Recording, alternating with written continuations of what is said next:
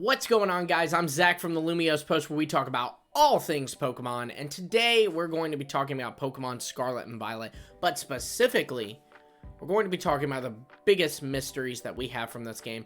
You know, these games, they gave us a lot of cool lore and a really cool story, but like other Pokemon games, it has a few things that we're kind of left wondering about, and some of these things hopefully will get answered in Scarlet and Violet DLC. But sometimes we don't get answers to those questions. Like, I think of the Lumios Ghost Girl from X and Y. That one still, it kills me. It really does. I want to know what that was.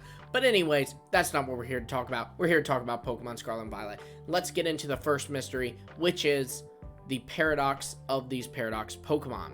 Now, the Paradox Pokemon have been introduced in this game. You have past ones in Pokemon Scarlet, future ones in Pokemon Violet, but there's a little more to them than meets the eye. So what we're told is that these Pokemon came from the past or future. Professor Sada or Turo, again, this is all depending on like the version you're playing, brought them in from the past or future using a time machine they built, and that's great. Okay, that makes sense. Issue is, way before Sada and Turo were even born, a man named Heath journeyed into Area Zero with a team of explorers, and he at least encountered one of these Paradox Pokemon, Great Tusk or Iron Treads, depending on the version that you're playing. And, I mean, he really did encounter them. This wasn't something that he just made up. I mean, they even mortally wounded a member of his team.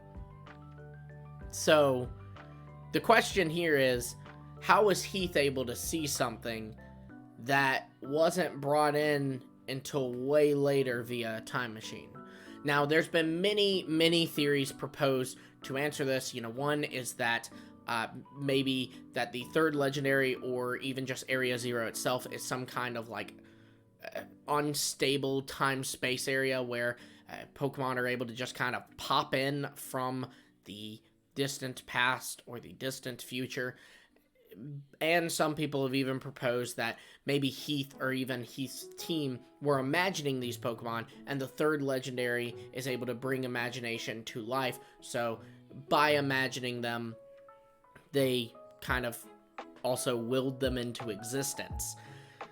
Now, there's some credibility behind that, what with us clearly going to encounter these paradoxes of the Swords of Justice or the legendary beasts in DLC, and those are straight up said to be imagined by an artist of what could exist in Area Zero. So it seems like something is at play, but either way, we don't have a full answer either way, and hopefully this is at least, if nothing else, this needs to be answered in DLC, right? I mean, this has to be, or we're all gonna drive each other crazy over this one.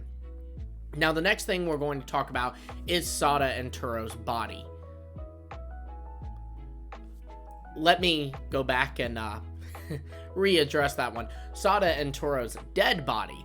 Now, Sada and Turo, or Sada or Turo rather, because again, it's all depending on the version you're playing, died. They died protecting Koraidon or Miraidon, and the AI explains this to us, but the issue is we don't see a body. And now, I know that Pokemon is a kid's game and likely wouldn't show us a dead body. I mean, I don't expect to like walk into one of the research labs and see a dead Sada or a dead Turo's body in the middle of the floor, but it's still weird that they didn't give us something like an unmarked grave or even a marked grave in Area Zero. It would have been really cool to have Arven stumble upon it at the end or in like a little post-game thing and, you know, see the grave and, you know, be able to, I guess, reconcile with his parents' deaths. You know, it would have been a sad scene, a very touching scene, but it's still just weird. Now, maybe I'm reading too much into this, but I am a big MCU fan, and one thing that I have been trained on by the Marvel movies is no body, no death. So that instinct is kicking in here, and I'm going, you know, okay, Sada and Turo are dead. Where's the body? You know, and maybe there isn't going to be a body because it's a child's game, but still a grave or something just really the absence of that does kind of make me wonder. And people have even picked apart this line where after you defeat the AI Sada or AI Toro, they say like, it's finally over, and then they say she or he has finally been stopped, which I just interpreted it as like this was all a plan that they had put in motion. But some people have interpreted this as them actually like saying like they're behind the scenes somewhere controlling it and we've stopped them. Maybe that's reading too much into it, but I did see a lot of people address this on Twitter, like when the games were first out. So I do kind of want to mention that. But either way, I want to know, are they really dead? And if so, what happened to the body? Probably won't get answered, but I can dream. Now, the next thing we're going to talk about is the symbols that you see in Area Zero. So the first one that comes to mind is this metal plate in the cave. It has some kind of symbol where it's, people have like compared it to like the some bridge that deals with like quantum mechanics, time travel, alternate timelines, all that stuff. I personally don't see it, but I don't have my own solution, so okay. And they even say the metal is like unscratchable, and yeah, that's a little weird. Then we have a room where you can find Roaring Moon or Iron Valiant, and there's this weird symbol like engraved into the ground. Again, no explanation for it. And then lastly, we have the symbol that Heath dreamt up and kind of just scribbled down in his book. Again, no answer, and Heath does also address the metal as well. And so all of this, Pokemon clearly wants us to be thinking about it, but they didn't give us an answer. So this is probably one of those that will be answered in DLC. But either way, since we don't have DLC right now, I'm very curious as to what the heck all this is. And all these symbols can be featured in like the four corners of the Scarlet and Violet titles, like the titles that you'll see on the box.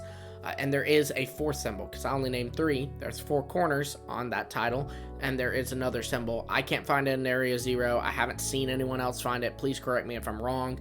But either way, there will be a mystery around what that one is as well.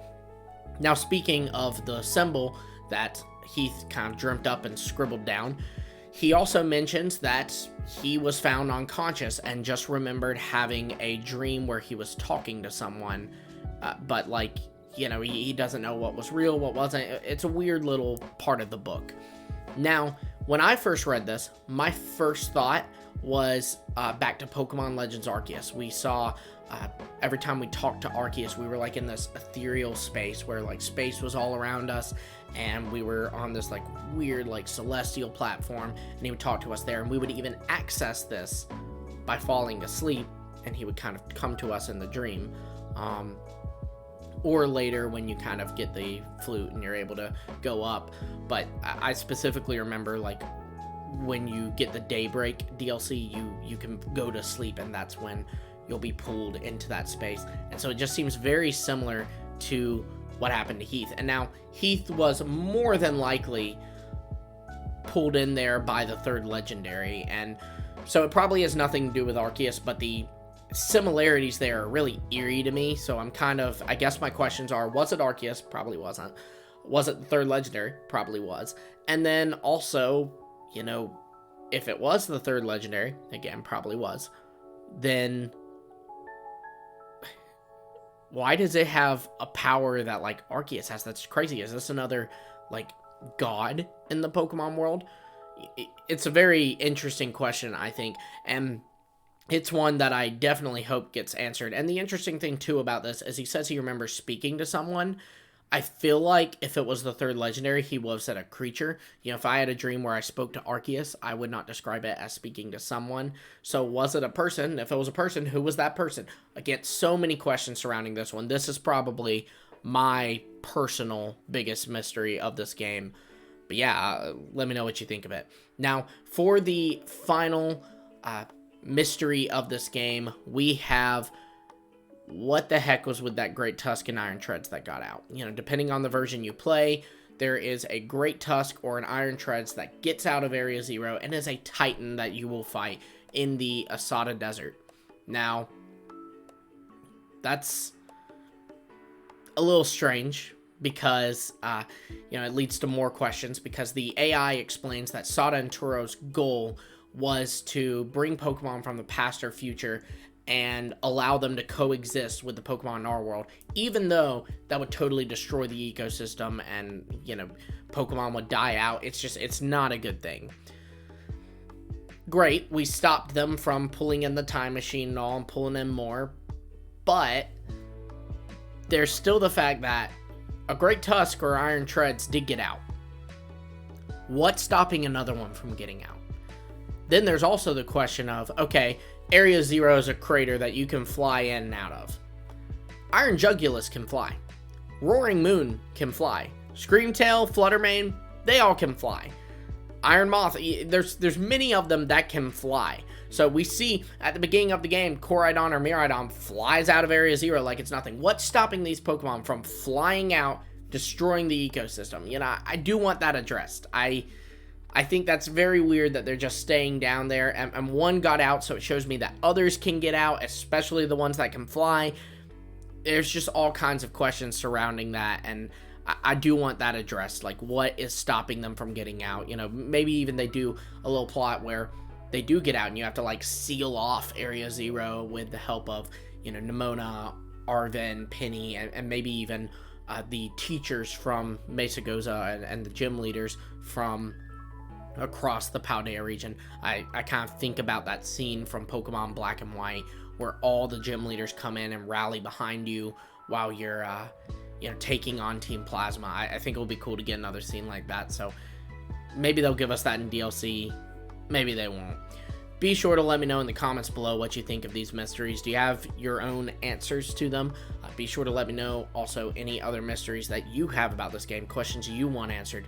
And also be sure to like, subscribe, and hit the bell for notifications, because it greatly helps the channel and will also help you stay up to date on all of our future Pokemon videos. If and when these questions get answered, we'll be covering it here, and you don't want to miss that. So until next time, I will see all of you later.